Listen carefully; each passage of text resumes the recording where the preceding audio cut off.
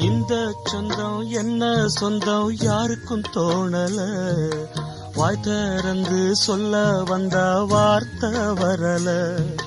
வானவில்ல சின்ன புள்ள வளைக்க பாக்குது, ஆகாயத்தில் ஊஞ்சல் கட்ட ஆசைப்படுது.